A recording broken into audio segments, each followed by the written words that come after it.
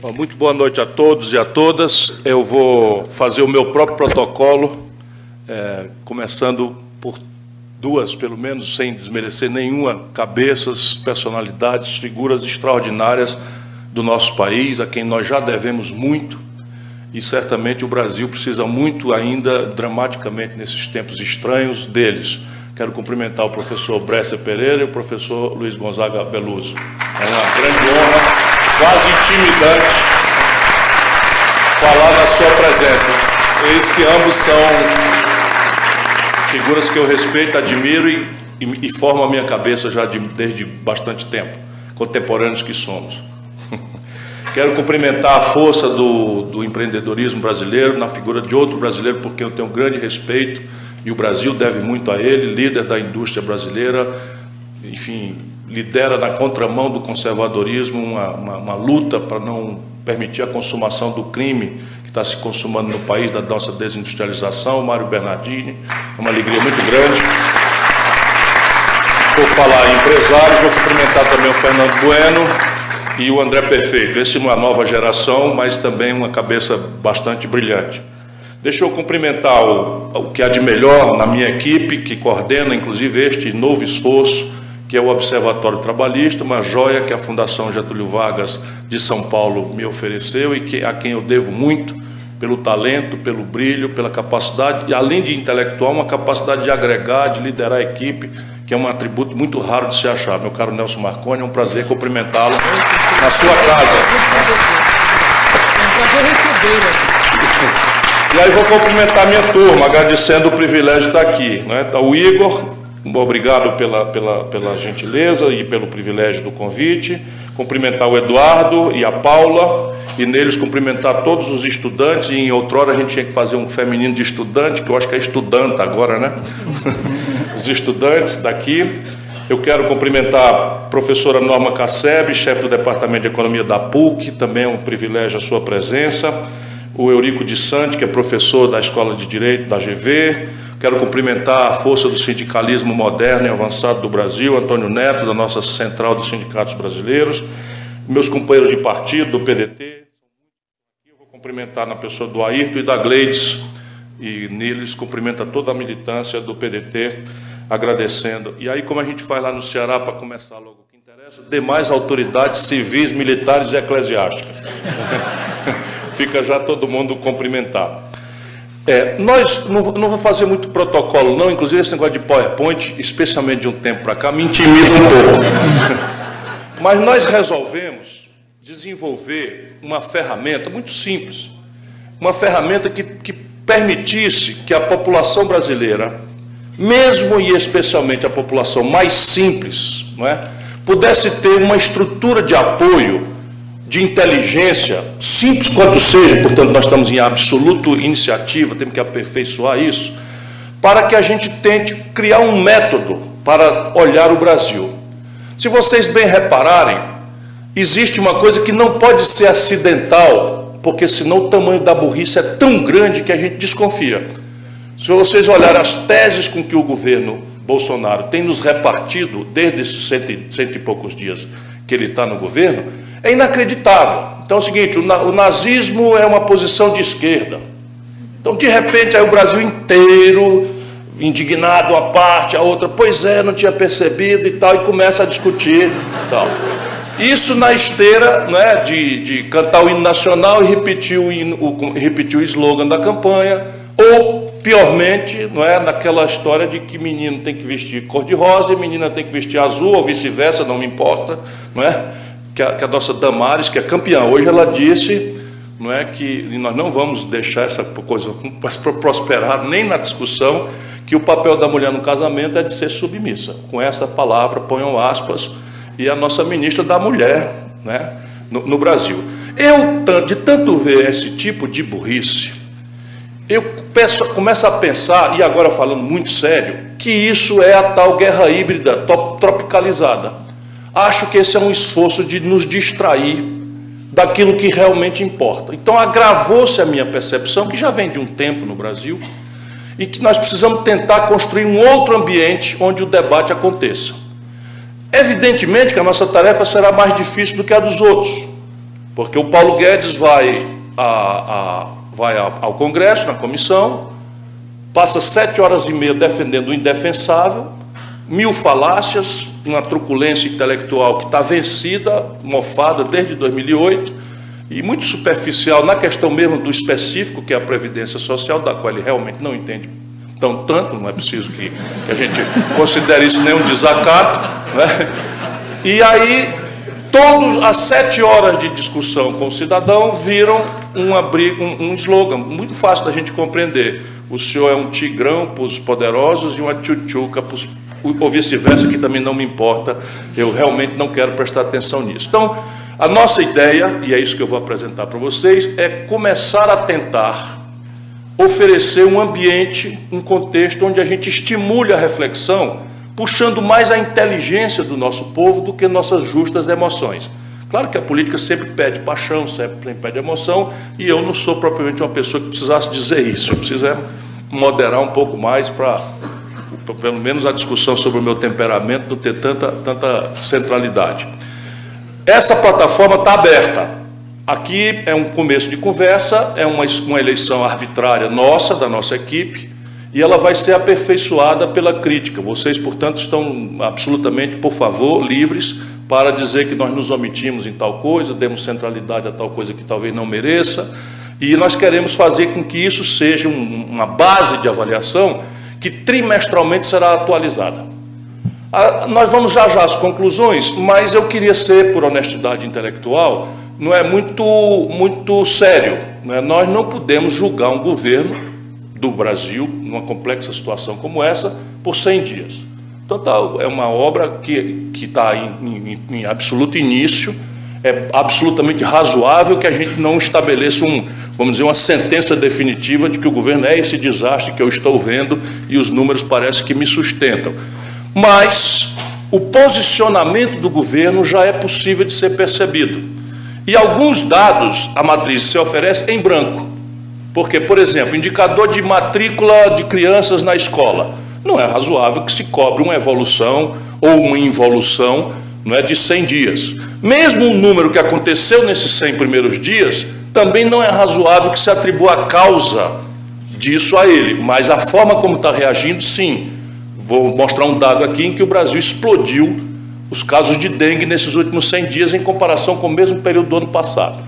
Então, todos os dados serão mencionados com a fonte e, para estabelecer um método de debate, nós estabelecemos uma base de comparação entre um período igual, de 2012, 2014, 2016, 2018. Então, pegamos os anos pares, o primeiro trimestre, e estabelecemos essa comparação e colocamos os 100 dias. Quando há números, a gente já frequenta e faz uma conclusão. Quando não há, está aí a proposta de que daqui 3 meses, daqui 6 meses, nós vamos completar esses dados. Então vamos adiante aí. Como é que mexe nesse treco aqui? Tem uma setinha aí, Ciro. Hein? Tem uma setinha? Eu estou vendo duas, uma para a direita e outra para a esquerda. Na dúvida, vá pela esquerda.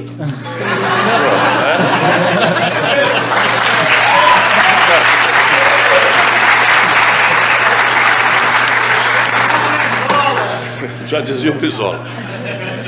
Então vamos lá. Essa plataforma, eu já resumi, é basicamente isso. Nós vamos concentradamente refletir sobre economia, saúde, segurança, educação, cultura, ciência e tecnologia. Nós já temos uma indicação que também está aí, e vamos tentar ambientar isso num critério em que nós nos obrigamos, com especialistas, permanentemente atualizando esta plataforma, para cada crítica oferecer uma compreensão alternativa, um modelo, um projeto, uma alternativa, uma compreensão do problema brasileiro, tentando que a gente não faça do governo esse ato de destruição que a oposição é chamada a fazer do governo que foi eleito, e isso não está ajudando o país em absolutamente nada. Então, são esses indicadores de economia e essas questões aqui de segurança, saúde, educação, ciência, tecnologia e cultura. Por favor, deixe que eu repita. Isto é uma matriz aberta. Se algum dado não for tão relevante quanto nós consideramos, nós ouviremos isso e vamos substituir. E se outro dado que não trouxemos, ou não um critério, e for uma omissão indesculpável, a gente se desculpa e tenta corrigir. Então, repare, Na economia, nós estamos levantando esses indicadores todos. Eu talvez, em vez de fazer a lista, eu vou começar lá pelo essencial. Eu tenho para mim que nós precisamos repor, especialmente no ambiente progressista, a ideia de saúde fiscal. Porque, de repente, o conjunto de valores de um Estado equipado para intervir, que é a base física da gente ser capaz de transformar a vida do povo, melhorando a educação, qualificando a saúde, resolvendo os problemas de infraestrutura, de repente está no imaginário popular brasileiro, ou pelo menos a propaganda faz isso, por uma responsabilidade também de um certo descuido do pensamento progressista do Brasil, e nós queremos estabelecer esse elemento como uma distinção. Até porque existem várias formas de se atingir a sanidade fiscal e é na forma que se identifica quem é progressista e quem é reacionário. É no lombo de quem pesa o custo de carregação do Estado e a quem se destinam as despesas que você vai apurar. Mas imaginar trabalhar em desequilíbrio fiscal é simplesmente tempo das cavernas, não tem a ver com esquerda. Isso é a pior direita que se pode imaginar, por mais que você queira ser generoso. Como é que eu agora dou o highlight para vir aqui? É aqui no próprio computador. Então vamos lá. Não, só você virar no que está certo aí. Olha. Então nós vamos acompanhar como se percebe, né? Isso aqui, todos os números estão atualizados a preço de fevereiro recém-findo. Então, todos os preços estão em fevereiro e nós vamos, então, tentar ajudar pedagogicamente que o povo acompanhe, não é, a despesa, enfim, a receita líquida do país, em valores nominais constantes, a receita total e a despesa primária do governo, tentando demonstrar para a população a essencialidade disso. Então, os números afirmam basicamente que a situação fiscal e das contas públicas seguem se deteriorando. Então, por mais que vocês tenham hoje uma retórica, não é, de austeridade, que vai fazer, que vai acontecer, já estão, inclusive, oficializadas as ideias de que o déficit primário, conforme a gente já dizia na campanha, que sem um redesenho estruturante da questão fiscal, e especialmente, na nossa opinião, do lado da receita, o que não dispensa nenhum esforço justo de contenção de despesa, mas parece que o Brasil não sairá do desequilíbrio sem uma definição clara de um outro modelo fiscal, tributário e previdenciário, para ser duas páginas dois lados de uma mesma página. O que já indica que o debate fragmentário sobre previdência parece ser um equívoco. Isso atualiza, eu estou num ambiente de estudantes muito qualificados, a ideia de que três receitas fundamentais da Previdência têm natureza parafiscal e são do ambiente do Código Tributário, da legislação tributária. PIS, COFINS e contribuição social sobre o lucro líquido. Então, como é que eu vou fazer uma reforma da Previdência e depois uma reforma tributária, uma coisa separada da outra? Isso não parece ser congruente. Então, o governo já piscou o olho depois que a gente começou a falar, evidentemente não estou atribuindo a causa a nós termos falado, mas o papel disso é construir ferramentas de pressão popular sobre o exercício do governo. Essa é a vontade que nós temos, é o papel da oposição, pelo menos do ponto de vista como eu a vejo. O governo já anunciou a descompressão daquilo que tinha se imposto de déficit primário no ano que vem e no outro ano. Então, já afrouxaram, já estão mantendo o déficit no limite de 130 bilhões em números redondos de reais. Como é que eu faço agora, Vicente? Pronto.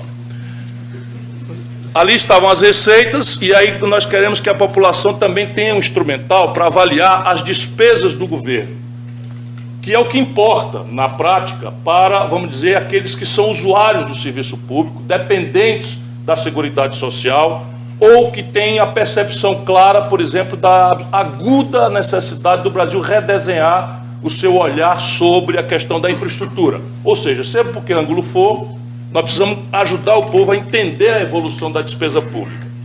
E aqui a gente já introduz o que é uma espécie de provocação deliberada, mas é fraterna e respeitosa, a ideia de onde é que as coisas começam, na conjuntura presente, a se deteriorar gravemente. E nós vamos encontrar em praticamente todos os indicadores um craque ali entre 2014 e 2016. É ainda na constância do governo Dilma / Temer que o buraco começa a se aprofundar no Brasil, e todas as terapêuticas que se oferecem nessa coisa se revelam grosseiramente equivocadas. Por quê? Reparem bem, o investimento, que é o que importa para o conjunto da sociedade, despencou. Olha aqui, ó, tem aquelas luzinhas que botam, esse daqui mesmo. E onde é que eu pego o dele sem explodir? Aqui? Já não. Não, auditório, acho que é bom que a gente ver. Vejam o que aconteceu com o investimento no Brasil. Está aqui? Não, volta. Você apertou assim, ó. Aí, a luzinha... Vocês estão vendo ela? Esquece. Pega aqui a barra 2014, eu não me dou bem com esses prédios. Só me lembro do PowerPoint do Dallagnol. Mas o que é essencial é você ver ali, olha, o investimento brasileiro no ano 2014, que já não era uma Brastemp, despenca profundamente e aponta para, nesse momento, sem reversão, nos 100 dias, nós vamos desdobrar isso em outros números, para o menor volume de investimento desde a série histórica que se inicia em 1947. Nós estamos nos aproximando de zero, o investimento do Brasil. Lembrando que só o custo de manutenção da infraestrutura brasileira já precarizada só a manutenção custa ao redor de 2% do PIB. Então nós estamos perto de zero, o que significa uma provável deterioração da infraestrutura do país, mais grave do que já estamos testemunhando. Aqui, eu devo chamar a atenção de algumas outras coisas. Na saúde, o investimento também está declinante. Mesmo nos 100 dias, aponta para baixo. Nós vamos demonstrar segregadamente. Na educação, também está caindo. O Bolsa Família, LOAS e abono salarial, é uma despesa que cresceu e estabilizou.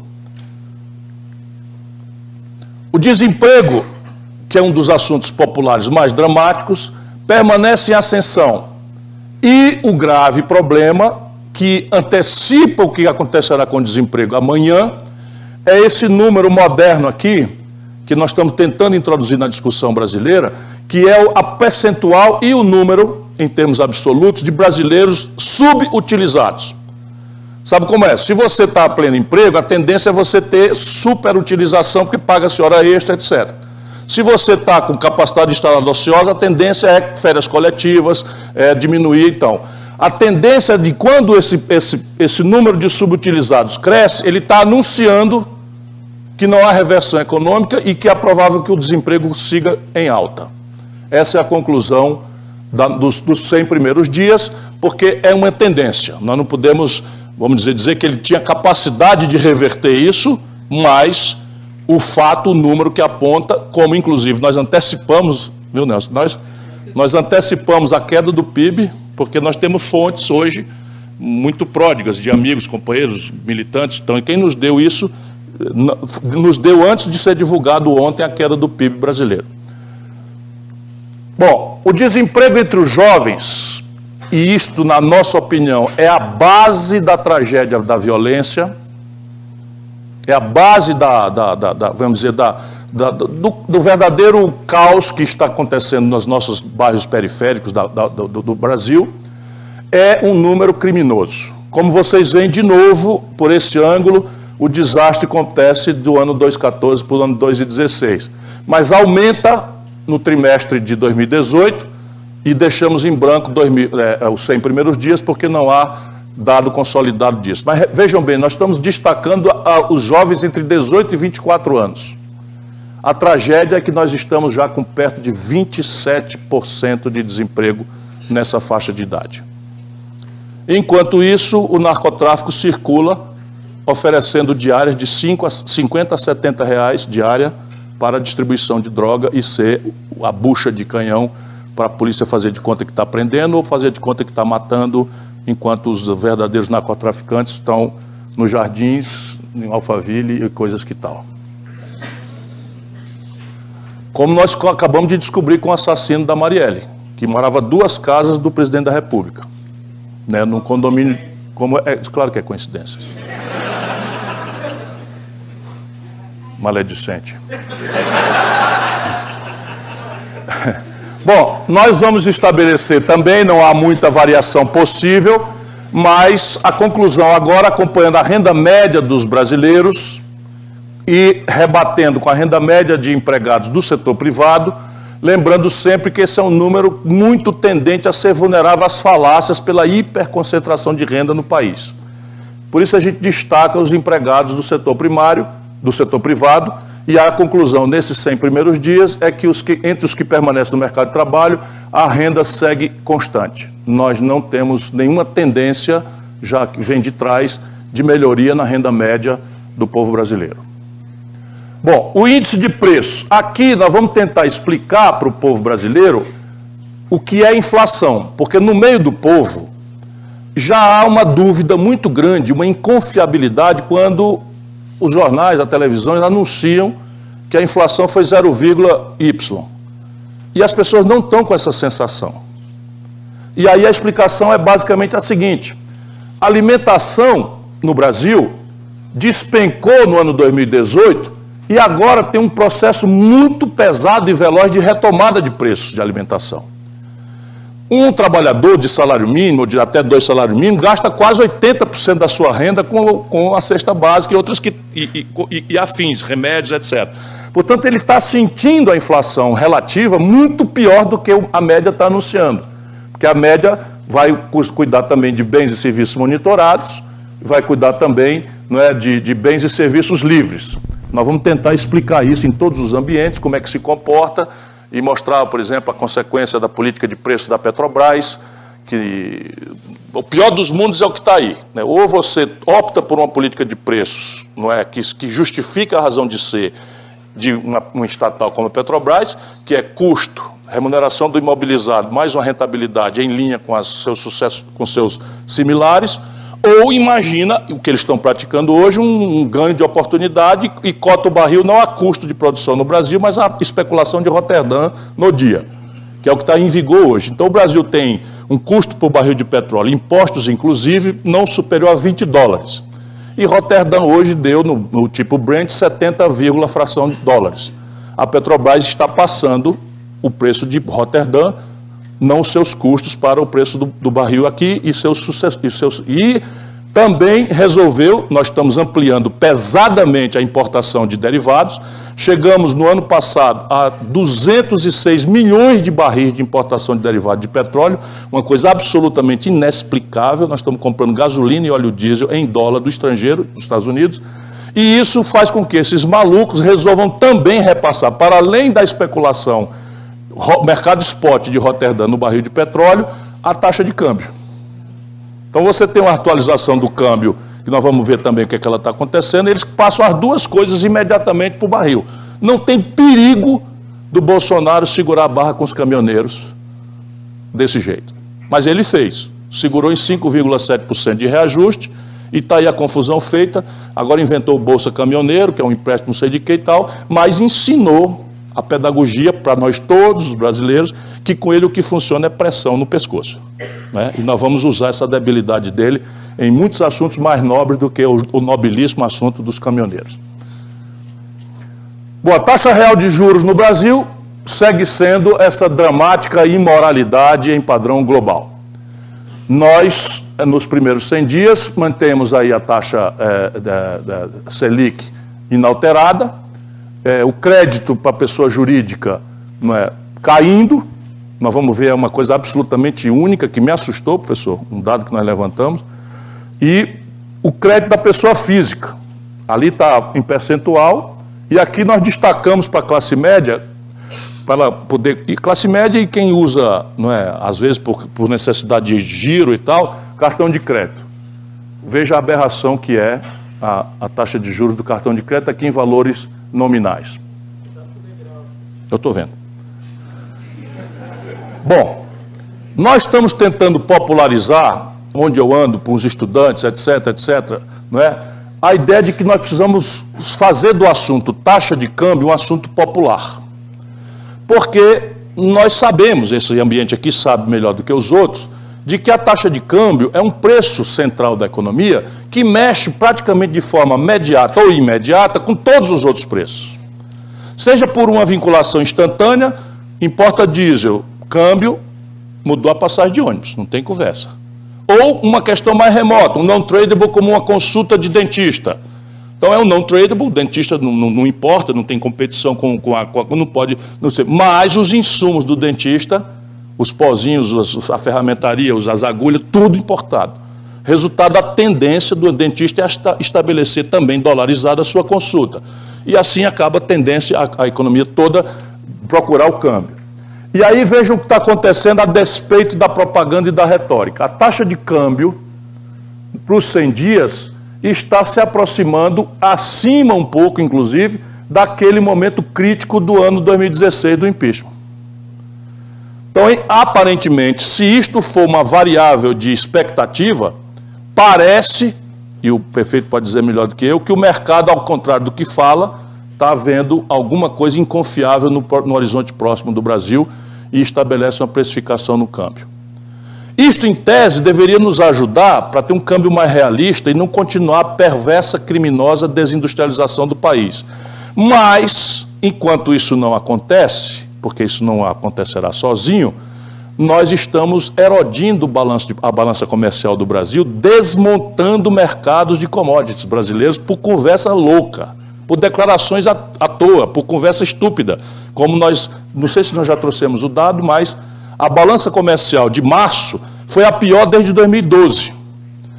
Eu tinha a intuição de que aquilo era provavelmente uma queda nas commodities, do volume de venda e de preço, portanto. Não deu outra. No Rio Grande do Sul caiu 48% a exportação de soja, etc., porque a China começou a retaliar o Bolsonaro em função das declarações, dos comportamentos, dos alinhamentos estúpidos, etc., etc. E alternando preferência comercial com os americanos para distensionar a grande e aguda guerra que eles estão, sob o ponto de vista comercial. Então, a tendência da taxa de câmbio não é a que estão dizendo. O mercado falando em 2,70, como é? 3,70. Nenhuma chance, pelo que está posto. Não é? Aí vamos tentar também popularizar ao máximo a consciência sobre a dívida pública, este tabu, não é? Que, na verdade, com este perfil, que só se deteriora, vai impor a taxa de juros ou estável como está, ou para cima, como a gente também começa a sinalizar, a sentir sintomas aqui de que eles vão querer, talvez, até aumentar a taxa de juros, ou no mínimo não reduzi-la como deveríamos. E o problema é esse aqui, ó. A dívida bruta brasileira está se aproximando perigosamente de 80% do PIB, nenhuma reversão, porque sabe o que é que faz a dívida pública crescer? É o primário negativo e o custo de carregação dela. Os dois são malucos no caso brasileiro. Né? O custo de carregação do Brasil para uma Selic de 5,5% ainda é superior a 12%. Vai entender por quê. Claro que se a gente olhar daqui a pouco outro gráfico, a gente vai entendendo por quê. Aqui está a explicação. Quando o mercado não acredita no futuro, ele começa a precificar e só aceita títulos pós-fixados. Ou seja, no Brasil é ganha-ganha. Se a inflação tende a cair, se a taxa de juros tende a cair, há uma tendência de queda, o mercado exige pré e congela na alta. Por isso a carregação média da dívida brasileira, para uma Selic hoje de 5,5%, está em 12, 14%. Porque congela na alta e o que o mercado está esperando, nos 100 dias subiu, é uma atitude pós-fixada. Ou seja, estão esperando que a taxa de juros vai subir, se esses indicadores se mantiverem coerentes com a velha história do Brasil. Tudo na contramão dos analistas. Essa aqui é a nossa análise. Vamos ver quem é que tem razão. E aí os pré-fixados, que seriam teoricamente, né, a busca ideal para você ter um universo de médio e longo prazo para manejar a dívida, simplesmente estão sumindo. E surge no Brasil, com esta proporção inédita no planeta Terra, as tais operações compromissadas do Banco Central. Isto daqui é vizinho à fraude, na minha opinião.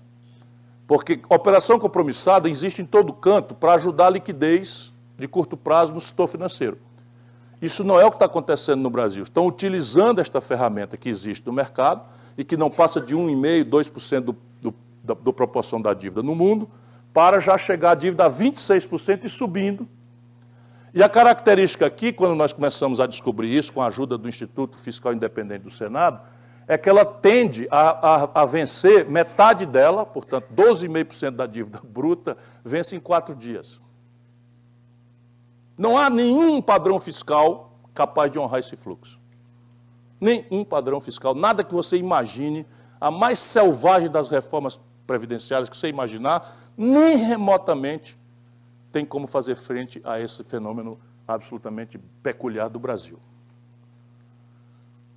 Variação do nível de atividade econômica, nós quebramos, porque também há toda esta conversa mole de que se nós cumprirmos um receituário do Bom Moço Internacional, assim como o FMI, o Lista, nós teríamos salvos da nossa tragédia de atraso e de desmonte da economia pela inversão estrangeira.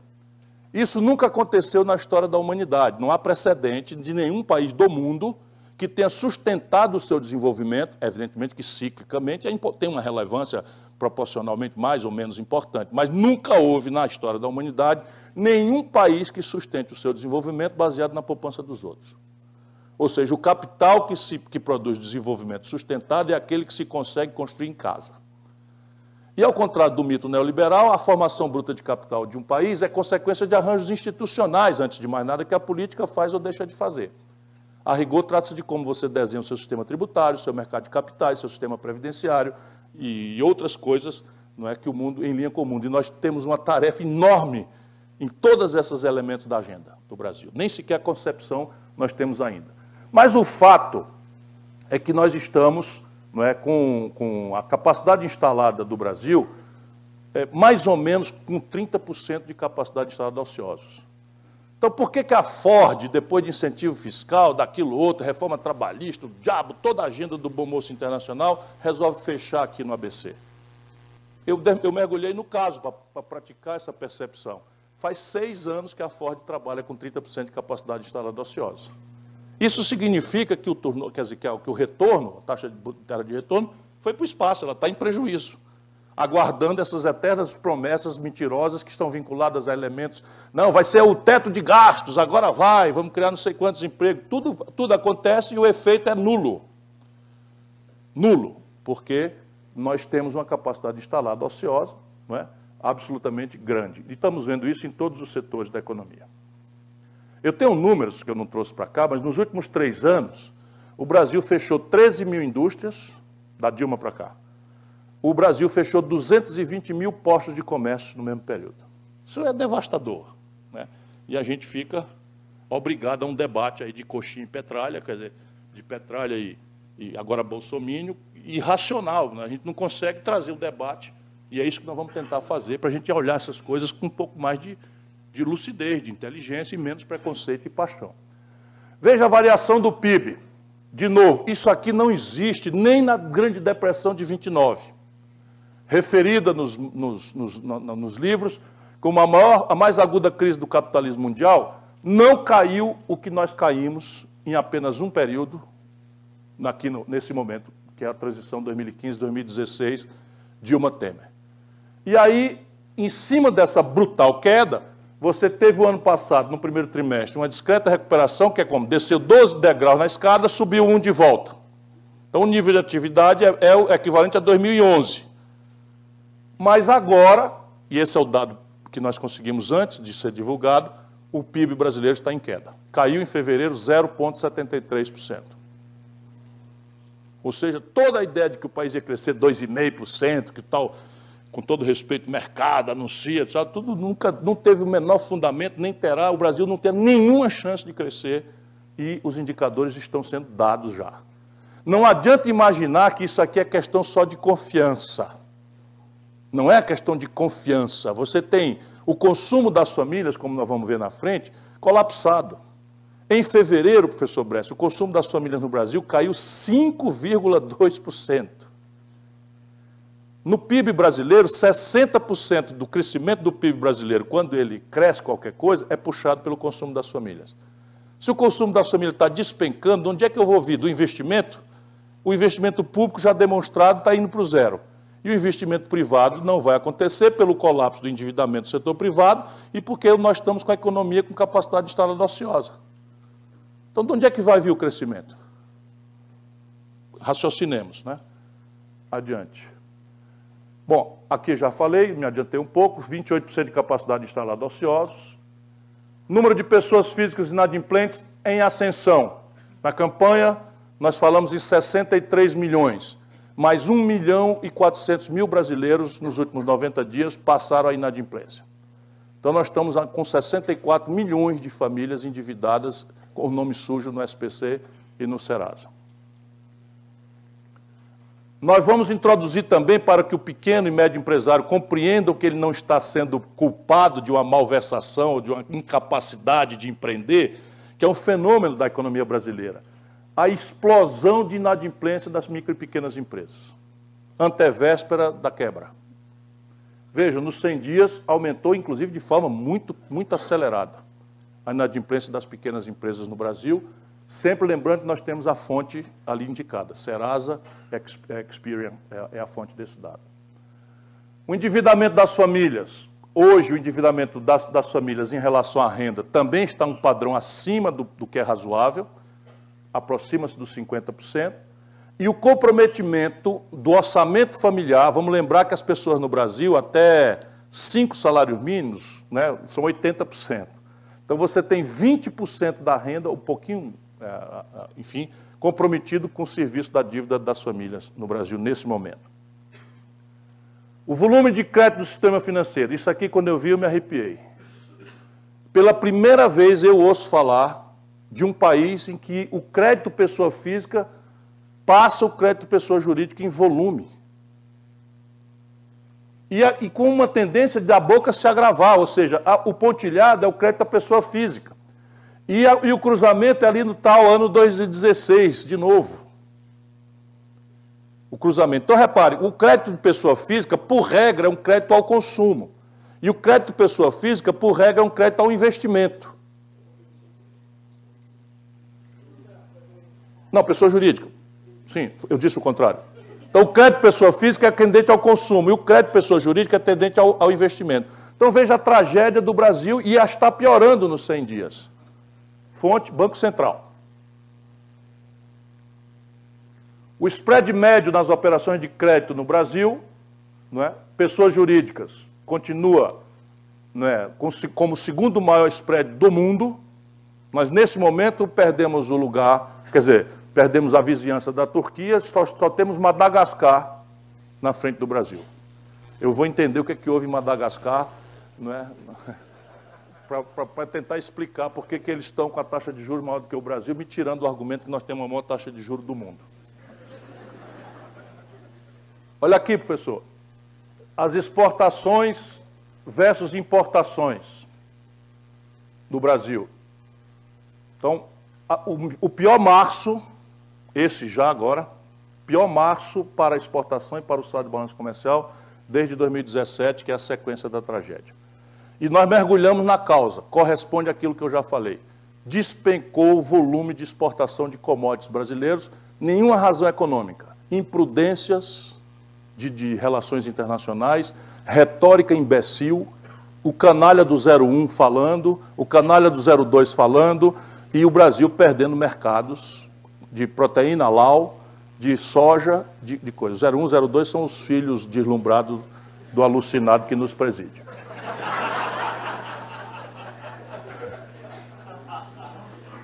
Nós estamos anotando, veja bem, exportações de manufaturados, que já é uma tragédia que vem se arrastando, agora dramatizou de uma vez. Né? Nós despencamos o volume de exportação de manufaturados nesse período agora.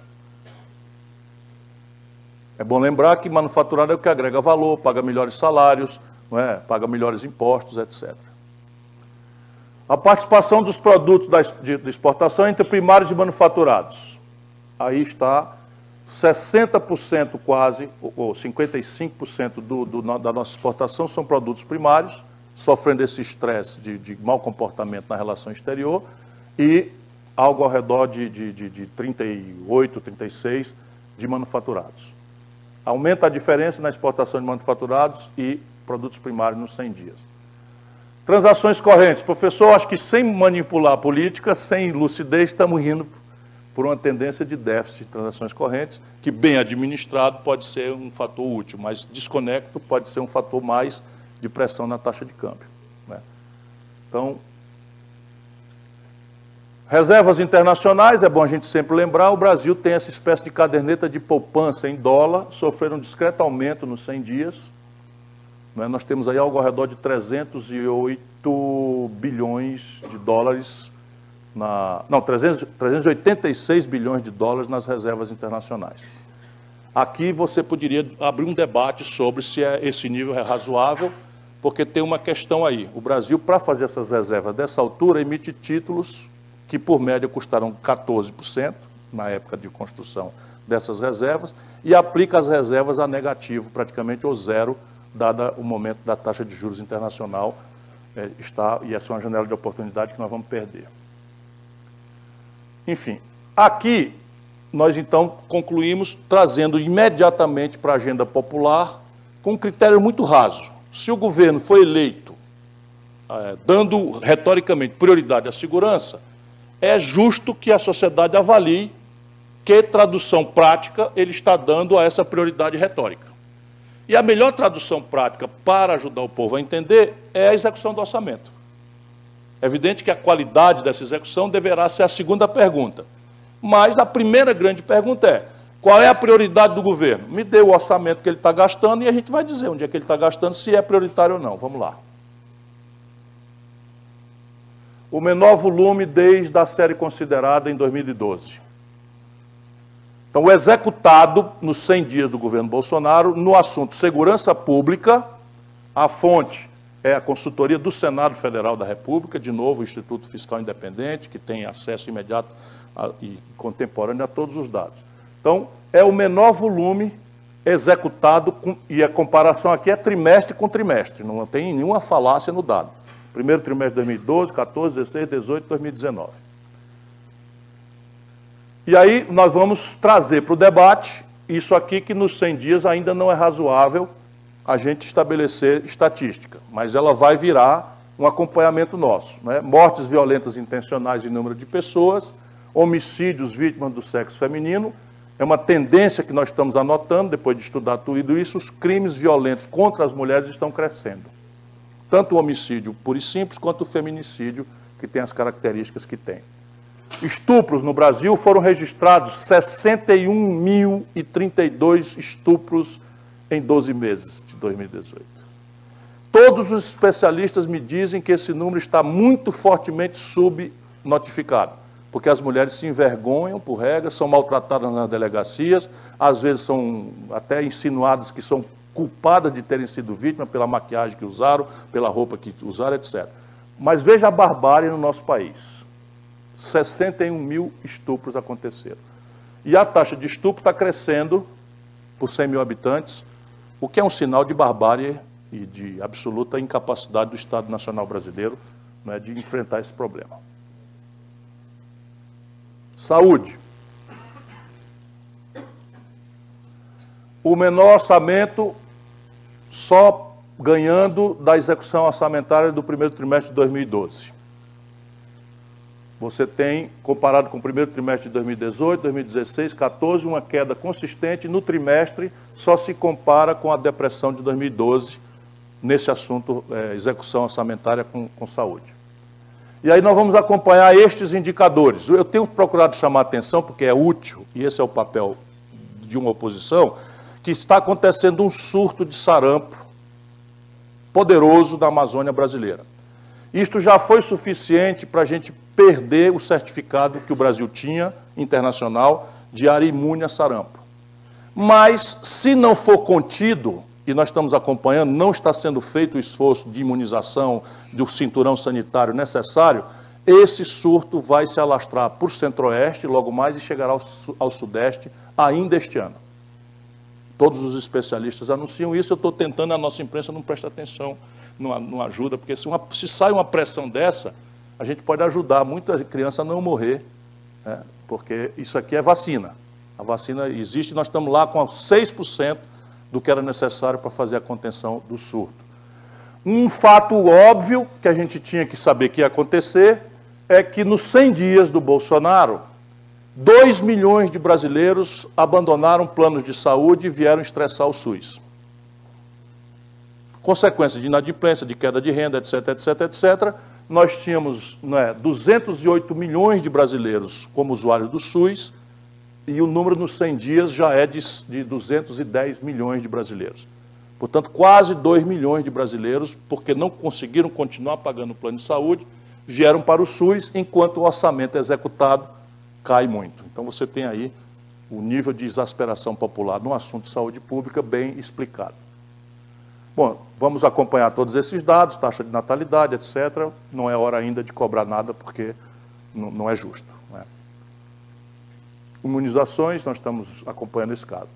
Só para vocês terem uma ideia, ainda que não seja justo se tributar causa ao governo Bolsonaro, o fato é que nos 100 dias, nos 3 primeiros meses do governo, o Brasil teve 229 mil casos de dengue, um aumento de 264% da mesma doença comparado com o período passado.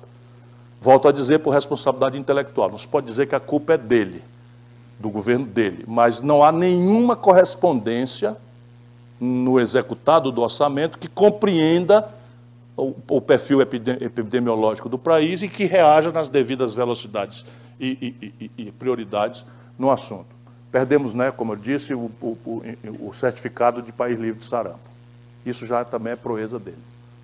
Educação. O menor desde também do atípico orçamento de 2012. No primeiro trimestre, o orçamento executado na educação cai profundamente em relação ao mesmo período do outro ano, apesar de serem muitos recursos vinculados. Também não é para menos. O que aconteceu, o que tem acontecido no Ministério da Educação no Brasil, não acontece em nenhuma república de banana de 5ª ou 8ª categoria, né? Um bando de alucinado encarregado de administrar a educação, que é talvez a mais grave das nossas emergências. Aí nós vamos acompanhar com esses dados. Não achamos justo cobrar ainda percentual de criança matriculada em creche, etc., mas vamos introduzir esse método objetivo para acompanhar com as fontes devidas a evolução do Brasil com percentual de criança matriculada na pré-escola, alfabetizadas, IDEB, etc. Esse número aqui nós não podemos mais deixar de denunciá-lo em todas as ocasiões. Nesse momento, entre 16 e 29 anos, o Brasil tem 11 milhões e 200 mil jovens nem, que eles chamam cinicamente, nem estudam, nem trabalham. 11 milhões e 200 mil jovens brasileiros entre 16 e 29 anos não têm oportunidade nem de trabalhar, nem de estudar. Aqui está o exército de reserva de todo tipo de tentação e de violência, enfim, de desconfiança da vida no país. Por que um jovem desse vai acreditar no Brasil, ou em regra de convivência, ou qualquer tipo de valor? 67% desses 11,2 milhões, é bom anotar sempre, são negros. Então, mais de 2/3 são negros nesse número. Ciência e tecnologia. É uma emergência grave. É disparado o pior volume nos últimos 20 anos. Últimos 20 anos. Para continuar obedecendo o método, nós estamos aqui com a comparação de 2012 para cá. O liquidado, executado orçamentariamente em ciência e tecnologia é o menor. E nós vamos começar a ter problemas concretos. Por exemplo, a partir de julho não tem mais orçamento para pagar as bolsas da CAPES. Só para dar um exemplo prático de onde está chegando a irresponsabilidade no nosso país. Cultura, só como também um elemento. Aqui foi o dado pitoresco que a gente passou mais tempo para rastrear.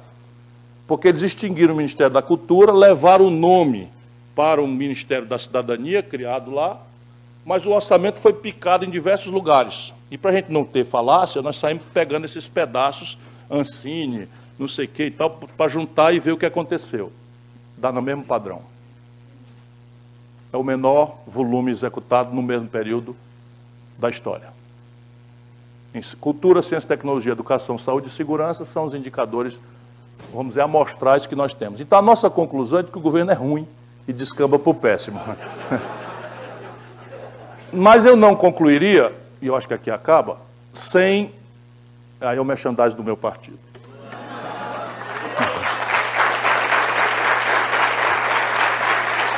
Eu queria concluir agradecendo a todos a presença, mas eu queria formular aqui também, porque se não é justo intelectualmente que você cobre um governo de resultados estratégicos em 100 dias, entretanto, é absolutamente imperativo e urgente que o Brasil acorde para o posicionamento do governo em coisas absolutamente sensíveis e estratégicas.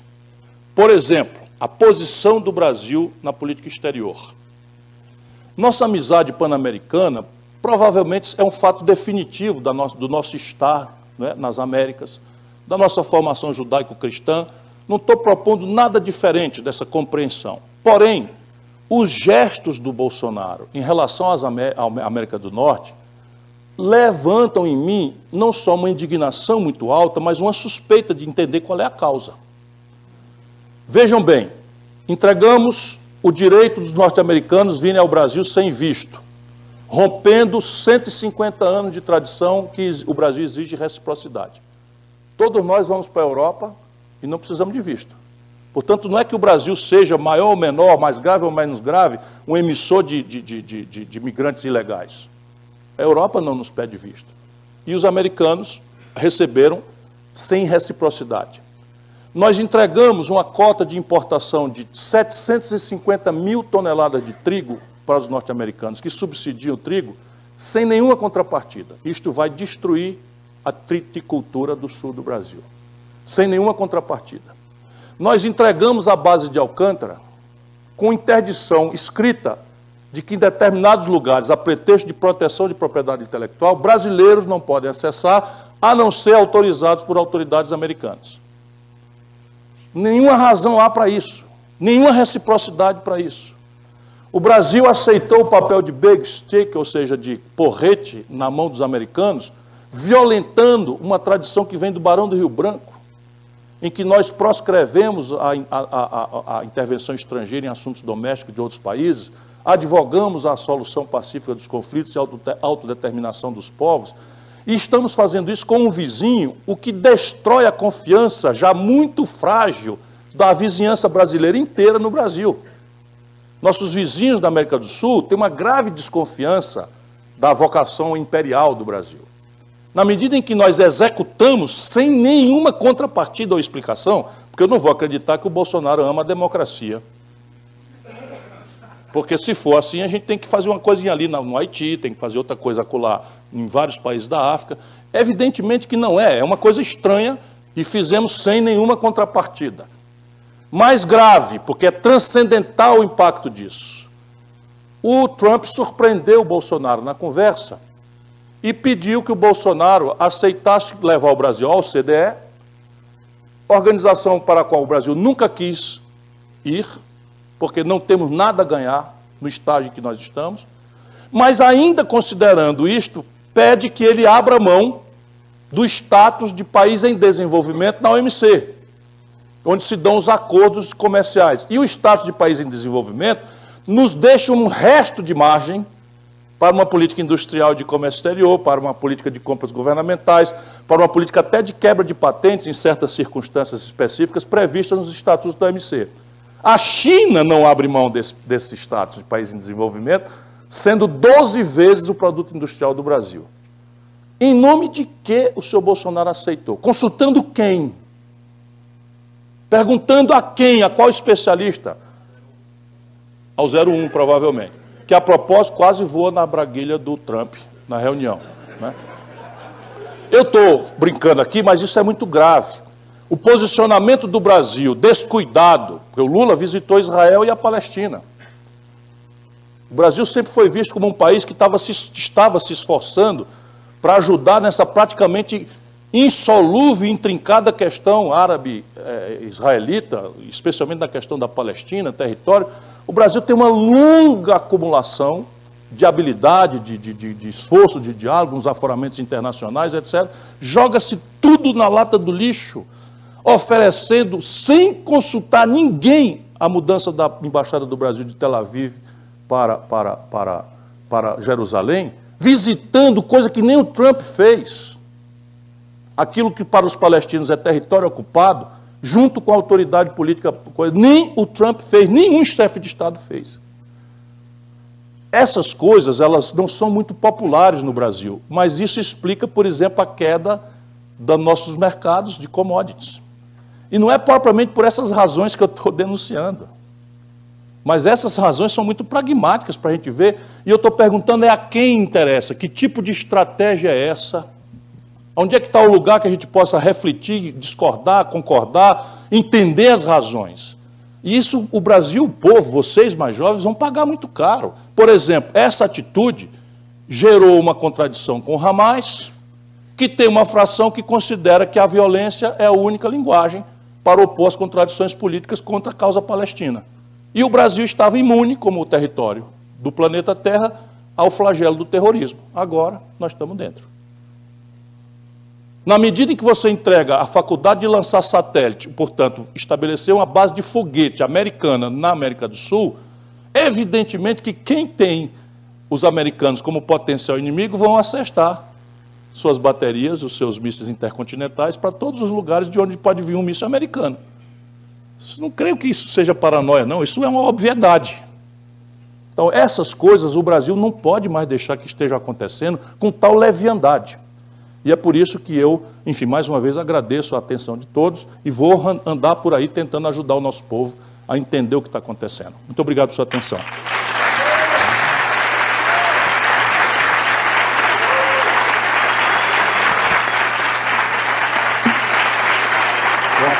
Parabéns. Passa o microfone para nós. Nelson.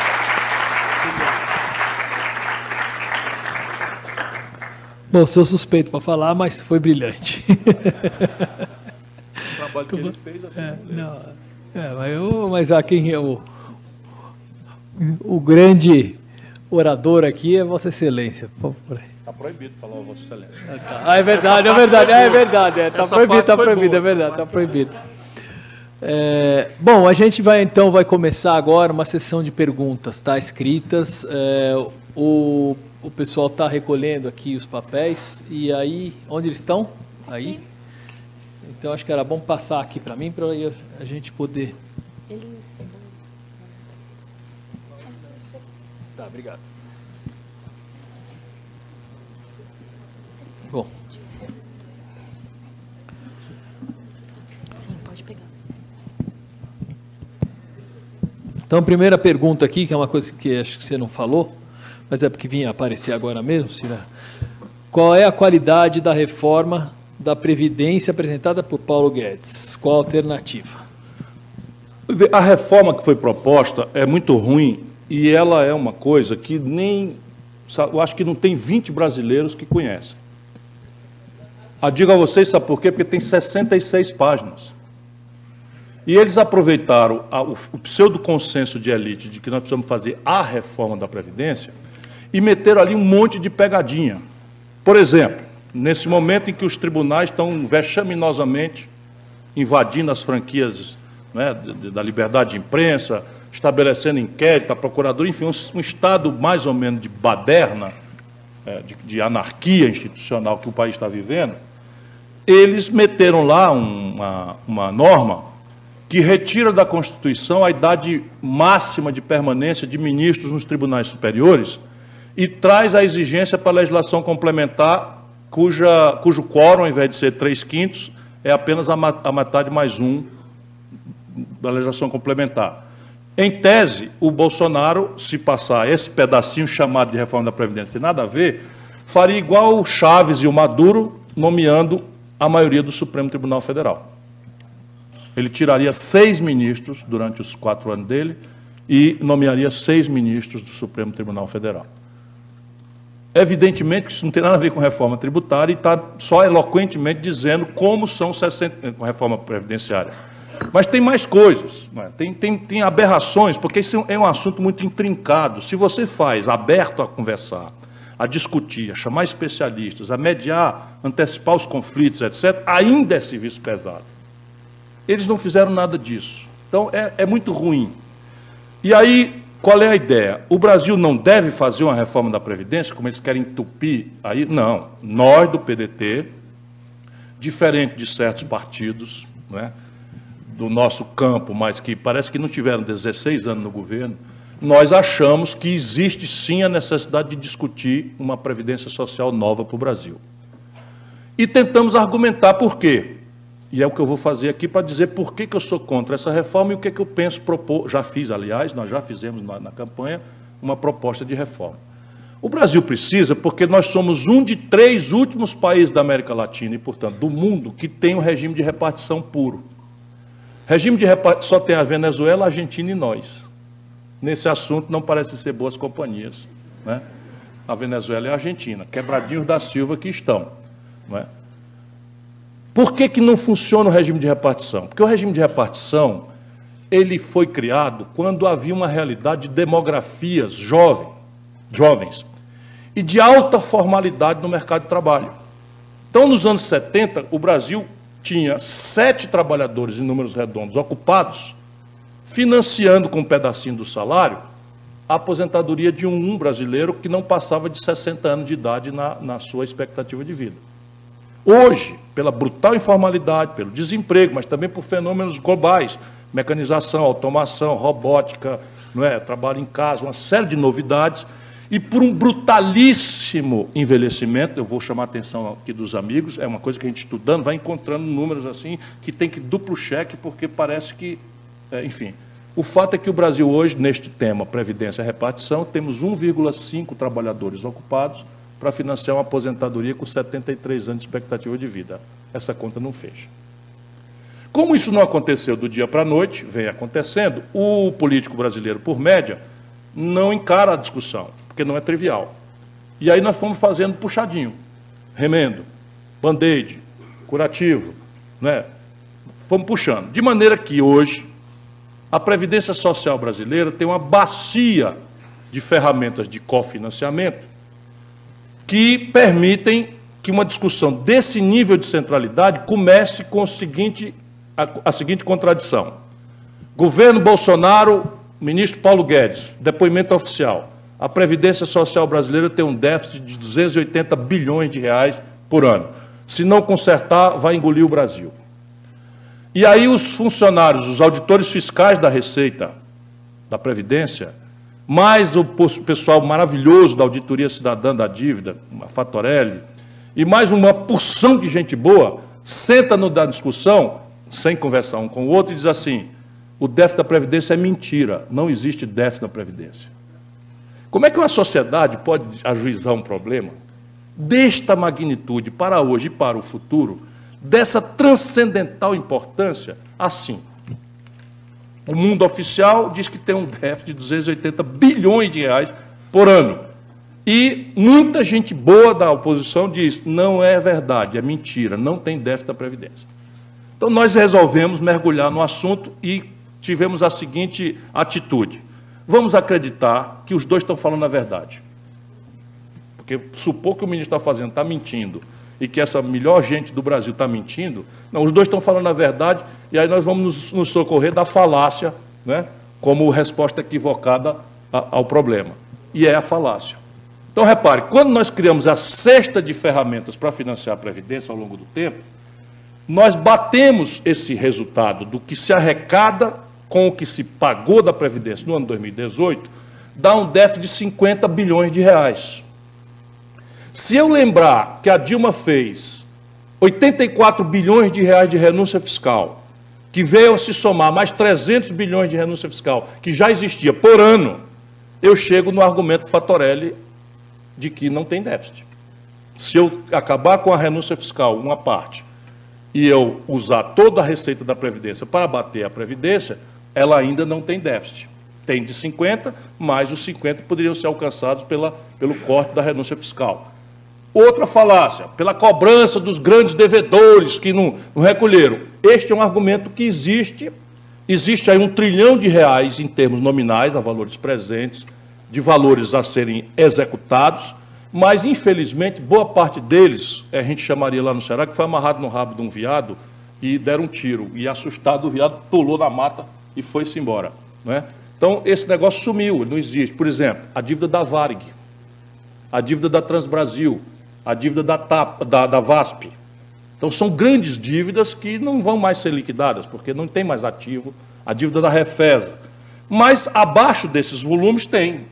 Os mafiosos da JBS estão devendo, existe muito ajuizamento de contradição com os bancos. Enfim, não é trivial e com esse compromisso republicano do nosso judiciário, muito provavelmente esse dinheiro não vai ser o local de onde nós vamos achar a solução para isso.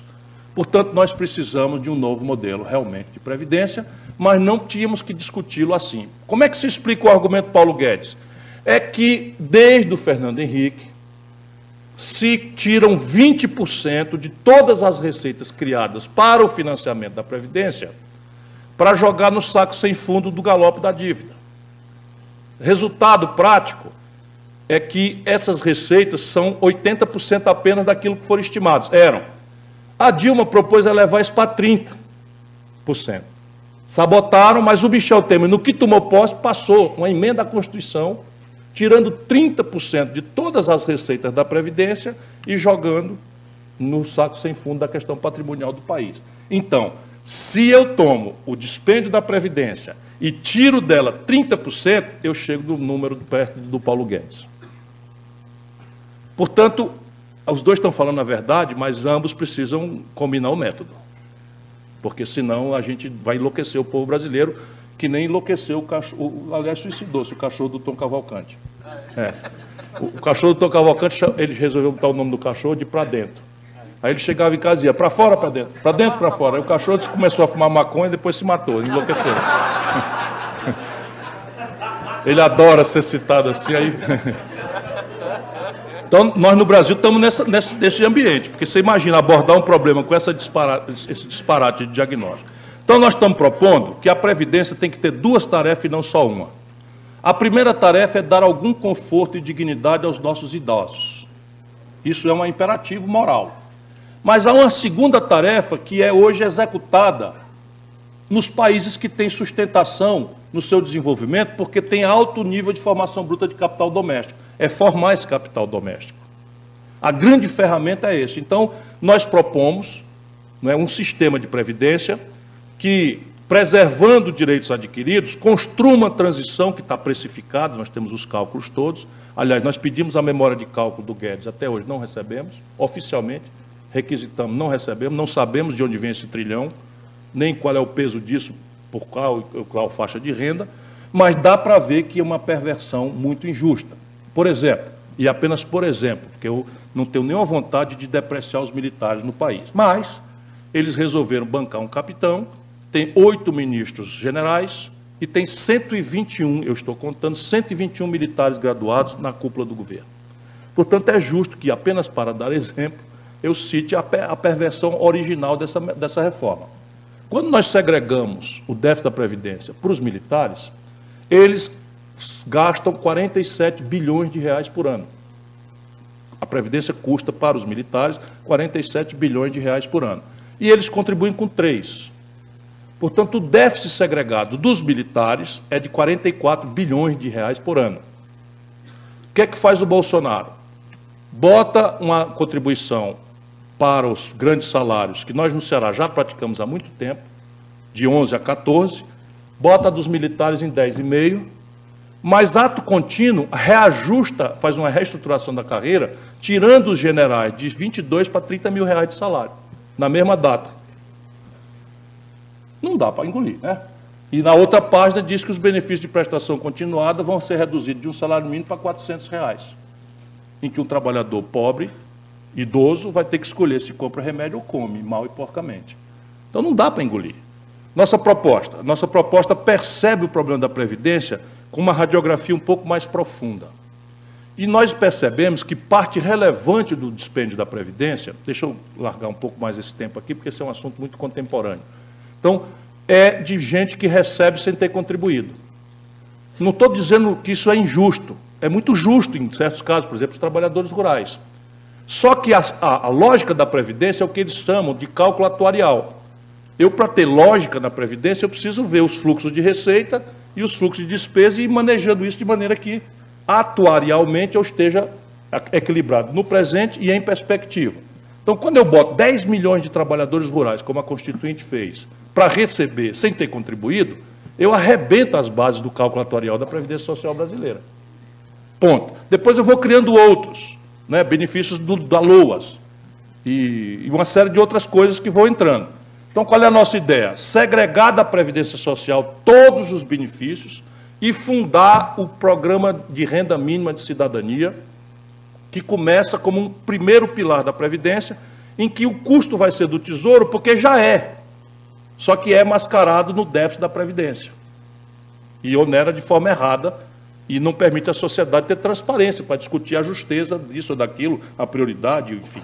Separa, então, o primeiro pilar, é um programa de renda mínima de acesso a um salário mínimo incondicional. Se contribuiu ou não contribuiu, se pôde contribuir ou não contribuir, não interessa.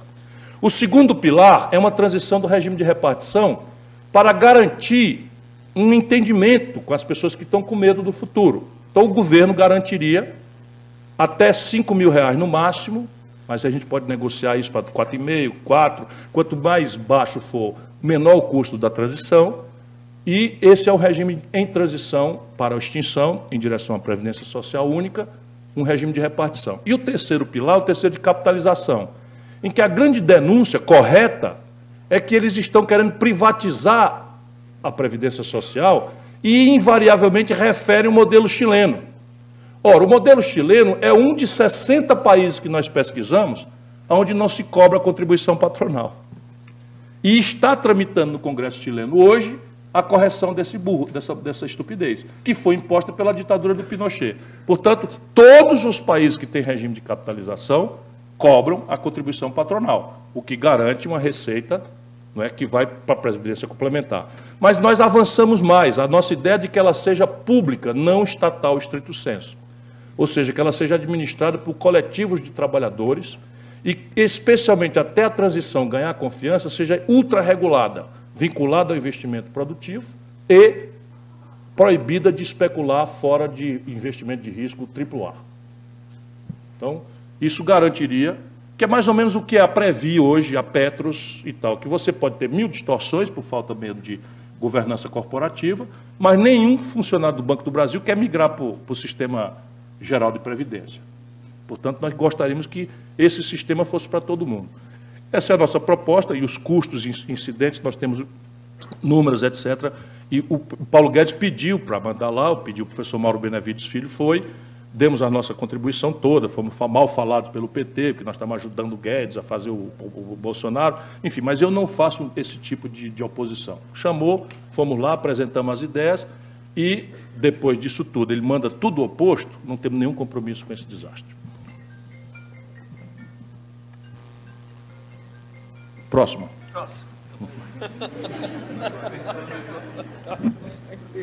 Envelhecidos. Então vamos lá. Eu vou falar posso falar 2 ou 3 perguntas seguidas aqui? Você então, se livra das perguntas e eu me viro aqui para responder. Tá bom, não, eles pediram para mim. Ó. Tá bom, vamos. Tem um monte de pergunta ali, mas eu anoto, vou falar uma de cada vez. Não precisa. O que você pensa do sistema tributário proposto por André Lara Rezende no seu artigo sobre a crise da macroeconomia? Eu não conheço o artigo, sei que é notável, estou com ele guardado para ler, mas eu estou hoje aqui em São Paulo, encerrando uma viagem. Quanto tempo faz, Zélio? Hora 10. Eu saí de casa uns 15 dias atrás, hein? 4 de abril eu saí de casa, fui ali em Boston, fiz um debate no MIT Harvard, depois fui em Nova York, fiz um debate da Câmara de Comércio Brasil e Estados Unidos, Universidade de Colômbia, depois fui a Brasília, apresentei o coisa, depois fui a Minas Gerais, Belo Horizonte e Contagem, depois fui para o Rio e agora estou aqui. Amanhã eu volto em casa para ver meu filho. Então, eu não li, estou guardando, tal. Mas nós temos uma percepção de que o sistema tributário brasileiro é tudo de ruim. ele não financia eficazmente o nosso setor público, apesar de, no governo Fernando Henrique Cardoso, nós temos saído de 27% para 32,5% do PIB em apenas 8 anos.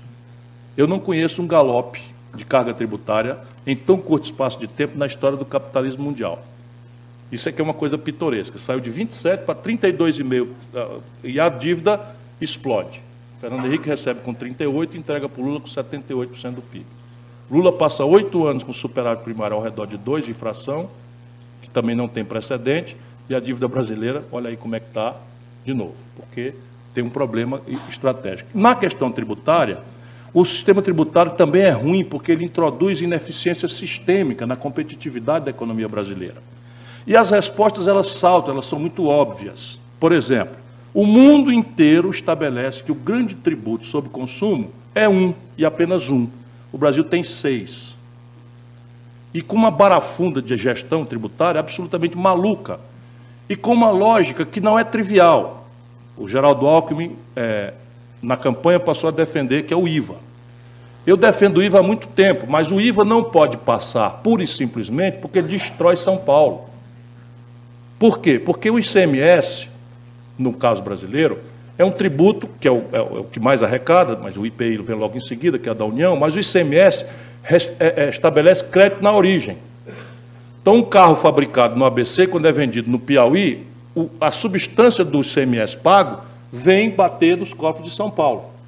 Por quê? Porque a industrialização forçada do Brasil fez opções e nós, então, germinamos de boa fé uma indústria no eixo centro-sudeste do país, porque está no meio do caminho, na ideia de que, estatalmente, nós garantiríamos preço cifre uniforme de aço, petróleo e tudo para o Brasil inteiro.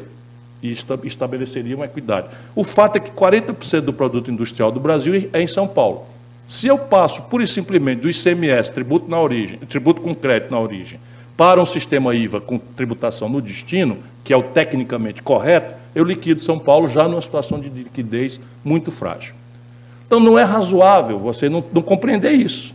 Nós temos que estabelecer a transição para isso. Então, nós temos pensado nessas coisas todas, porque eu sou muito vivido, eu fui prefeito, eu fui governador, fui ministro da Fazenda. Então, eu sei que a andorinha não dorme perto, o céu não é perto. E o André, que é brilhante, inclusive, me parece que mais relevante nesses artigos novos dele, é a denúncia da taxa de juros. Isto é uma inflexão absolutamente histórica, sendo o André quem é, um cara brilhante que pegou nojo do Brasil, pegou nojo da vida brasileira, foi essencial, trabalhou comigo, eu fui ministro, e ele trabalhava na minha equipe como ministro da Fazenda. E assim, tomou abuso do Brasil, mas voltou a especular sobre o país, e de novo de forma brilhante. Portanto, eu ainda vou ficar devendo a opinião sobre o artigo específico do André Lara Rezende, mas o Brasil precisa. E nós temos, veja como o Brasil tem oportunidades, nós temos 3 providências que tecnicamente poderiam reverter o déficit primário em 12 meses. E eu digo 12 meses pelo princípio da anterioridade. Vocês sabem que o sistema tributário obriga que as inovações conceituais ou a criação de tributos só vigem no exercício seguinte àquele que foi criado. Mas, tecnicamente, está na mão do Brasil, em linha com as melhores práticas internacionais. Não é fazendo heresia nenhuma. Então, veja lá, só o Brasil e a Estônia não cobram tributo sobre lucros e dividendos. Não me parece, com todo respeito à Estônia, que ela seja o melhor modelo para o Brasil. Eu cobrei quando ministro da Fazenda. E nós tínhamos capacidade de arrecadar 70 bilhões de reais, que é metade do déficit primário. Segura aí, 70 bilhões. O Brasil cobra 4% sobre heranças. O tributo sobre heranças, e a classe média esqueça, nós não estamos interessados em herança de classe média, até 2 milhões de reais, é irrelevante. O Brasil não cobra. O Ceará cobra 8%, que é o teto da Constituição, não por acaso é o estado mais líquido do país. Temos o maior volume de investimento absoluto, não é relativo. O maior volume de investimento do Brasil hoje é o pequeno província do Ceará, paupérrimo como é. Temos a melhor educação, estamos expandindo saúde, expandindo segurança, uma série de coisas. E a crise para nós lá é na taxa de investimento. Nós estamos investindo 30%, agora estamos investindo 20% da receita corrente líquida. Ninguém tem nada nem parecido. Mas nós cobramos 8%, nós já introduzimos a tributação progressiva da contribuição previdenciária. Então lá, juiz, desembargador, promotor, Ministério Público, coronel da polícia, todo mundo paga 14%. Então, o Brasil, mudando isso aqui, dá para arrecadar mais 30 bilhões, mudando o imposto sobre heranças. Depois, a outra providência são aquilo que eu já falei, 386 bilhões de reais de renúncia fiscal por ano. Não é trivial, não é trivial. Aqui, por exemplo, está Manaus. Manaus custa 28 bilhões de reais por ano, a renúncia fiscal, mas dali já vem 8% da produção industrial brasileira. O lamentável é que essa montanha de dinheiro não obedece a uma estratégia, por exemplo, de verticalização da produção. Manaus está virando uma maquiladora que não agrega valor, não emprega as pessoas, é tudo... Quando você conhece a ferramenta de renúncia fiscal, você podia ter uma política, né, de nacionalização de componentes mais simples, enfim, uma série de coisas que o mundo inteiro faz. O mundo inteiro faz. E nós aqui somos obrigados a uma retórica que é para os outros, é para bobo ver, enfim. Mas, se você pegar dos 386 bilhões de reais e achar 30% disso, boas contas fazem o professor Delcio Marconi, 3 vezes 4, 12. Nós estamos falando mais 120 bilhões de reais. Sumiu o déficit e já sobrou uma pancada de dinheiro para nós conversarmos sobre saúde, sobre educação, sobre infraestrutura. Compreende? O problema do Brasil não é físico, nosso problema é político. Nosso problema é exatamente a que senhor nós queremos servir. E se você está disposto ainda a fazer, né, severidade na Previdência, severidade nas despesas públicas, sem essas ilusões, né, de repente o Brasil passou anos, essa montanha de ministério, tal, aí o Bolsonaro vai lá, puxa os ministérios todos, como se isso fosse trivial. Eu fui ministro da Fazenda. No meu ministério tinha 5 secretarias. Então funciona assim, o ministro, um secretário executivo e 5 secretarias tocam as políticas da coisa. O Guedes, para cumprir essa solução brilhante, vamos extinguir os ministérios, simplificar e tal, o Guedes fundiu 3 ministérios. E eu fui agora olhar só para o pachorra, para me divertir. Eu não tinha a menor dúvida, mas fui olhar, saiu muito pior do que eu imaginava. Hoje o Brasil tem no Ministério da Fazenda o ministro, o secretário executivo, 7 vice-ministros e 21 secretarias. Óbvio. Como é que o ministro vai despachar com 21 pessoas? Então, veja, isso é austeridade. A propaganda boboca do Brasil, esses Constantino da vida, esses boboca que infernizam a vida do país com coisas... Né? Eu soube que ele andou atacando agora o Moreira, por isso que eu me lembrei de dar uma estocadinha nele. Pô, dá bilhão. Não deu nada. Vou tentar ser mais breve. Tem uma que você acabou de responder, já que era impacto da fusão dos ministérios, tal, etc. Você já falou. Eu vou dizer, deu algo ao redor de 6 milhões por ano. É, uma fábula. Agora tem uma boa aqui, que é boa você responder. Não deu nem 100 milhões. Então vamos lá. Vamos lá. Como o senhor avalia o trabalho da oposição nesses pouco mais de 100 dias de governo? Como poderia ser diferente? Quer dizer, você tem 2 coisas para analisar e é muito importante para vocês entenderem a minha tática, especialmente aqueles que estão um pouquinho mais interessados na política e na forma como nós estamos militando. Nós achamos, e temos aqui alguns números em nosso socorro, de que a resposta para essa tragédia não é o petismo antigo. Com todo respeito, nós não queremos desrespeitar ninguém, mas essa burocracia do PT não entende mais o assunto. Então vai para o embate, perde, porque os caras dizem assim, porque não sei o que, a reforma, e o Paulo Guedes disse lá, vocês tiveram 18 anos, não foi 18, foi 13, mas ele disse, vocês tiveram 18 anos e não fizeram a reforma. A tributação sobre lucros e dividendos, não fizeram. E o cara diz o quê? Não fez mesmo. Esse é o problema. E assim, o Palocci, vamos lá, injustiças à parte, não sei o quê, eu também acho que tem muito barulho, mas, gente, o Palocci é réu confesso.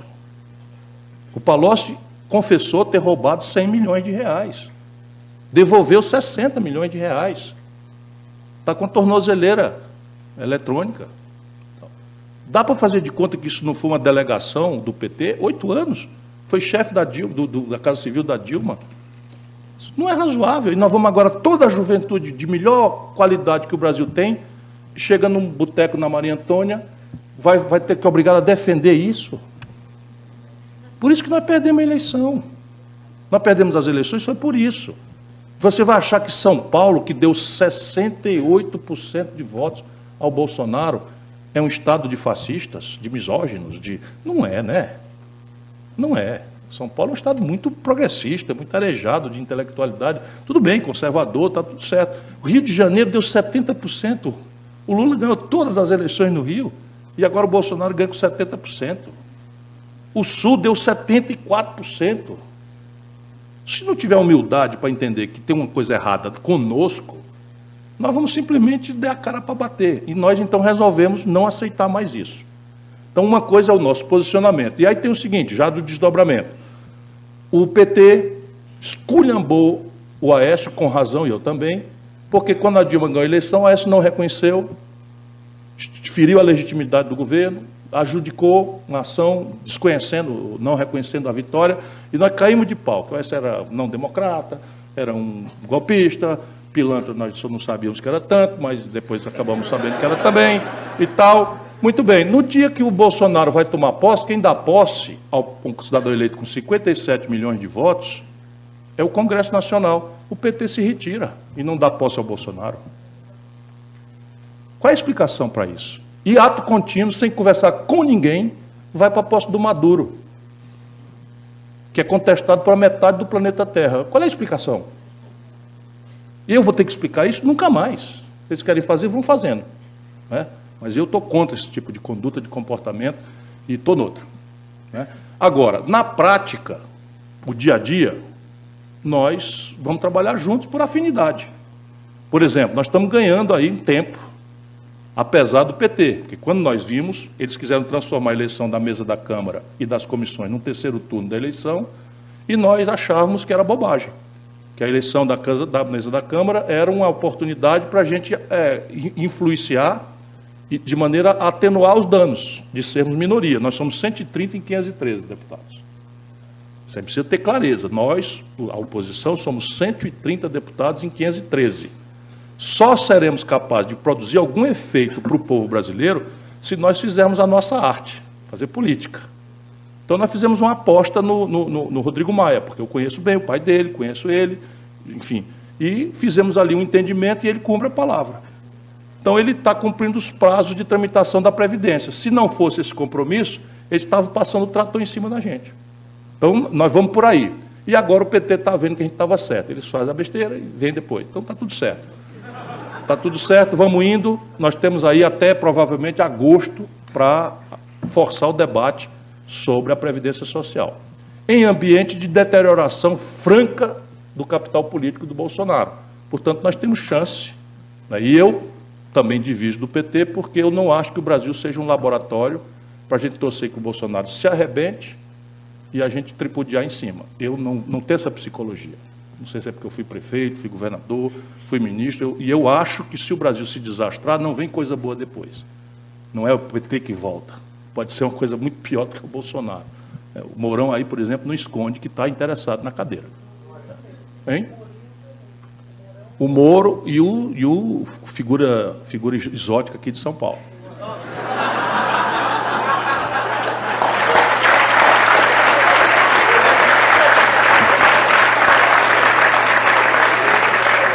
Aliás, figura exótica do Rio e figura exótica de Minas Gerais, francamente. Vou fazer mais uma, essa é boa aqui, Ciro, acho que é a última. O Brasil possui mais de 3.000 famílias que preferem ensinar as crianças em casa. Qual a viabilidade dessa forma de ensino no Brasil? Veja bem. Veja bem. 3.000 famílias em 206 milhões de habitantes não é causa bastante para a gente mudar a lei. Por quê? Porque escola não é beabá. Escola não é 2 mais 2, não é 3 vezes 5. História não é qual é a capital do Amapá. Escola é convivência. A criança em casa não. Está agarrado no ônibus aí para procurar. Agora, nenhum problema. Cumpre a jornada básica na escola e pega o segundo turno em casa. Não tem nenhum problema, né? Não precisa de mudar a lei. Faz lá, em vez de botar na escola de tempo integral, faz o primeiro turno, cumpre essas tarefas para não ser mau exemplo, né? Ou então vai embora. Não é isso que vocês querem mesmo? Quer dizer, eles, né? Vão para Miami. Para Miami. Né? Agora, botar o Moro para ensinar os filhos português é para lascar. Não é não? Vem cá, meu filho. Como é que chama a mulher do marido? Conge. É com J ou com G? Isso aí perguntou coisa difícil. Depois você vai na Câmara dos Deputados. Aí, né? Ele teve umas pequenas rugas com coisa, já passou. Não, eu estou te dizendo, se botar esse cara para ensinar português, tem que chamar o Conselho Tutelar. Uma risadinha aqui, né, para terminar. Pronto, acabou aí? Quer mais uma? Ou... Não, mais uma, claro. Estamos aqui para isso. Tem uma sobre investimento, mas você já respondeu praticamente, questão fiscal. Agora essa aqui eu acho que é interessante, é a última que eu vou fazer para você. Qual a sua avaliação sobre o ministro do Meio Ambiente, Ricardo Salles? Estamos em retrocesso ambiental? Acho que tem muita gente que se interessa nessa questão. Vamos aproveitar essa pergunta e fazer uma análise do governo Bolsonaro, porque isso é interessante e importante para a gente compreender o que está acontecendo e os desdobramentos. O governo Bolsonaro são três núcleos que não são absolutamente conciliáveis. Mesmo se fosse um grande líder que tivesse paciência para mediar, não são conciliáveis. O primeiro núcleo é o núcleo Paulo Guedes. Então, é o tecnocratismo que está cumprindo o manual do Bom Moço Internacional, grande acatamento do mercado, grande expectativa dos estrangeiros e tal, e é uma espécie de núcleo de racionalidade, embora completamente depravada, do ponto de vista da compreensão estratégica do Brasil. Esse é um ponto grave do governo. Congelar diesel, recuar da Previdência nesse, naquele outro fator, não sei o que e tal, isso tudo vai construindo uma probabilidade do Paulo Guedes não se demorar muito. Ele vai aguentar o tranco ali até a deliberação da Previdência. Mas se descaracterizar a Previdência, ele não vai ficar, conheço ele há mais de 25 anos, ele não vai ficar sendo o cara que fez um déficit primário de 150 bilhões, que não sei o quê, que deixou o câmbio estourar, que a inflação voltou a pressionar, ele não tem psicologia para isso, ele vai cair fora. Então, esse aqui é um ponto de olhar do governo. O outro lado, o outro pedaço do governo, eu acabei de dizer, vou dizer de novo, são 8 generais ministros. O Geisel, o Figueiredo e o Médici, eu sou curioso, fui atrás, não tiveram nenhum deles tantos ministros generais quanto o Bolsonaro tem. Esses aqui estão apavorados. Eles são reaças, são, lamentavelmente, me pareciam nacionalistas, mas estão, por omissão ou por ação, coniventes com todo esse tipo de coisa. Evidentemente que a dissuasão da aventura bélica na Venezuela eles conseguiram, né? Enfim, é um núcleo de racionalidade e estão muito preocupados com esse negócio, mas são todos ambiciosos a partir do Mourão e tal. Então, a dinâmica aqui é de buscar, para superar o Bolsonaro, uma tutela, com ele ou sem ele. Então, se ele não der no couro renunciar, é o Mourão, pelo menos general com general, a continência não é tão humilhante, né? O outro é capitão, e foi expulso do Exército por sedição dentro do Exército. E o terceiro é o setor Praça da Alegria. Ó, tá vendo? Vocês já riram. Então é o seguinte, é Damares, esse cara do Ministério das Relações Exteriores do Brasil, esse cara, para comer merda, não falta 2 dedos. E rasgar dinheiro falta 3. Deixa eu explicar para vocês, porque às vezes as pessoas não entendem as expressões cearenses. É porque lá no Ceará, o critério de julgar se alguém é louco ou não é se ele rasga dinheiro e come merda. Se não rasgar dinheiro e comer merda, não é doido. Está se fazendo. Então esse daí, falta 2 dedinhos para comer merda e 3 dedos para rasgar dinheiro. É um alucinado completo. Esse não pode continuar. Isso aqui é a 8ª economia industrial do mundo. É o ministro das Relações Exteriores. Este é uma lição, eu não quero saber o nome, porque ele vai ser o fato também, vai ser o breve, né? vai ser breve. E responde a este gozador, que eu conheço há muitos anos, é um gozador, professor Olavo de Carvalho, vou chamar de professor, né? Que abandonou por tédio o estudo ao 3º ano primário. Nenhum problema. Provavelmente Aristóteles não fez a universidade. É nessa companhia que ele gosta de ser posto. Então não faz mal nenhum eu colocar, mas... É um pensador. Pensa que é filósofo, pensa... Mas repare, vamos lá. E nessa categoria está o ministro do Meio Ambiente. O Bolsonaro considera que a política de meio ambiente, e nisso ele é ajudado por uma fração muito boa da opinião brasileira, que, descuidada da grande questão de projeto nacional, transformou a questão ambiental numa questão identitária, como se isso fosse possível. Nós temos que introduzir a questão ambiental como premissa que perpassa toda a nossa compreensão de desenvolvimento. Senão nós caímos nessa coisa que deu no Bolsonaro. Vocês não têm ideia, o Bolsonaro tirou 80% do Acre, tirou 80% de Roraima. Tirou por quê? Porque você chega lá e esculhambar o IBAMA, esculhambar o Ministério do Meio Ambiente, é música.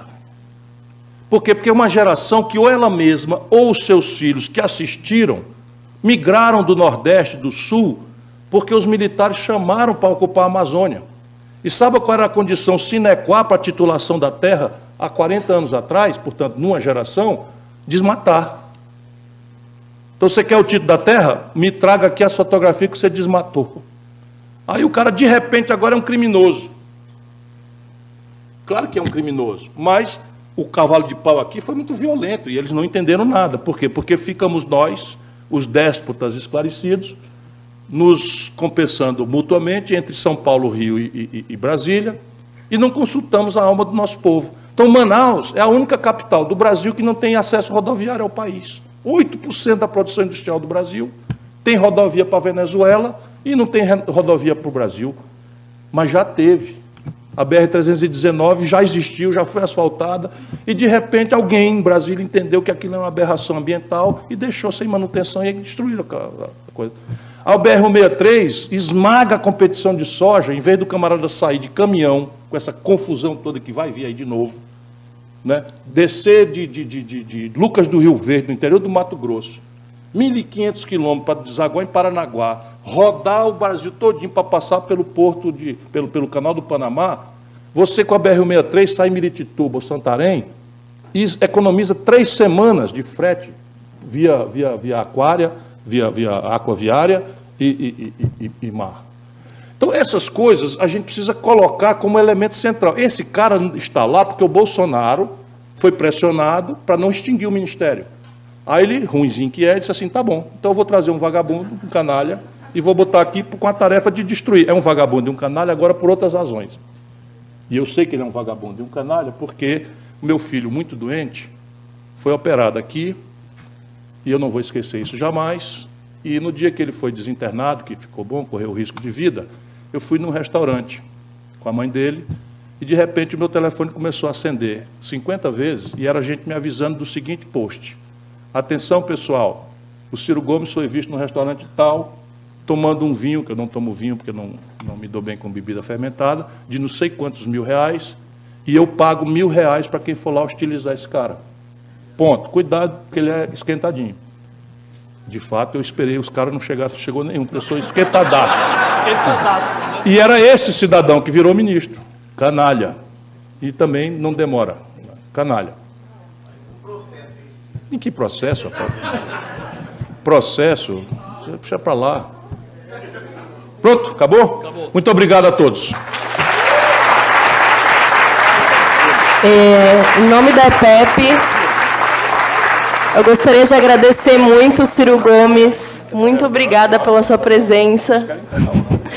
Queria agradecer ao Marconi também por conseguir fazer esse evento acontecer e pela relação que você tem com a EPEP. Gostaria de agradecer o Du, queria agradecer o Ciro de novo, muito obrigada. Acho que o que você falou é muito importante para a gente manter os olhos abertos agora e continuar mantendo os olhos abertos a respeito disso.